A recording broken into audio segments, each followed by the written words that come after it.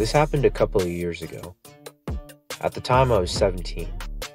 Me and 3 of my friends had been up a cabin in North Carolina in the mountains. We were celebrating the end of junior year of high school. It was just us 4. The first night we got there, we heard some noises from outside the cabin at about 1:30 in the morning.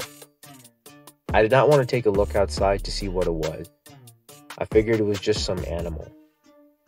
My friends did take a look and say they couldn't see anything. So I looked out as well and I couldn't see anything. Next morning we went outside and saw some footprints. These footprints looked very strange, none like I've ever seen before, and honestly I hope to never see again.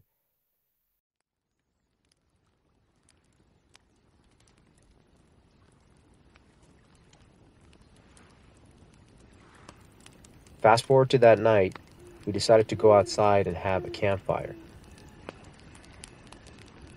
We're joking around, laughing, and having some fun, just me and one of my friends, just enjoying the summer. We then hear a growl from the woods.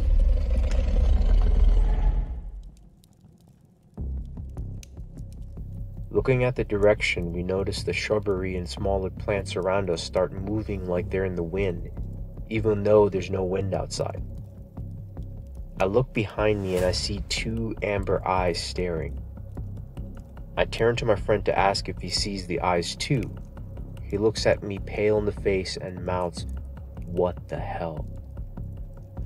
We both decide not to find out what this thing was and ran inside the cabin. We told our other 2 friends what we saw. They don't believe us and decide to go look outside for themselves. Within less than a minute, they both ran inside and shut the door. They told us that when they stepped outside the cabin, they saw this thing standing there next to the campfire. It wasn't hiding.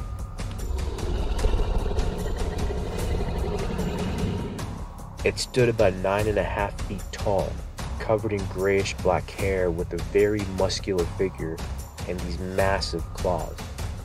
It was breathing heavily with its mouth open, which gave a clear view of its huge fangs. We locked the door and closed all the blinds. We tried to forget about the thing and ignore it. Later that night, I went up to bed and looked outside my window. It was still there. It stared up at me. Needless to say, I didn't get any sleep that night. The next morning, we quickly packed up and left. This is the first time I've told anyone about this because I didn't think anybody would believe what I saw. My other friends never want to talk about this experience and just leave it be.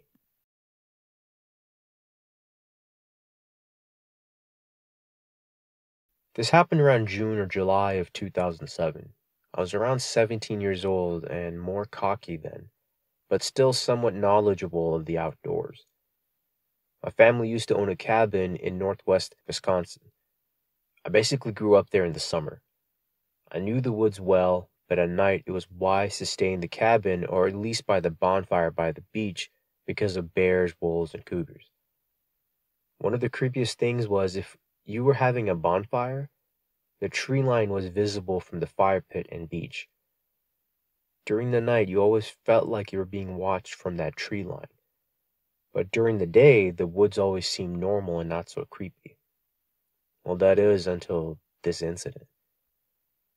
So this happened somewhat around the afternoon. Me and my cousins were having an airsoft battle.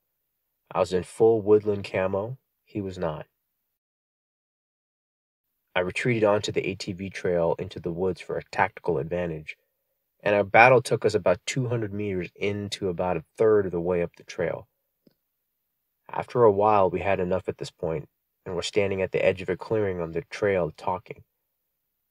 He was maybe 10 feet from me when I decided to mess with him.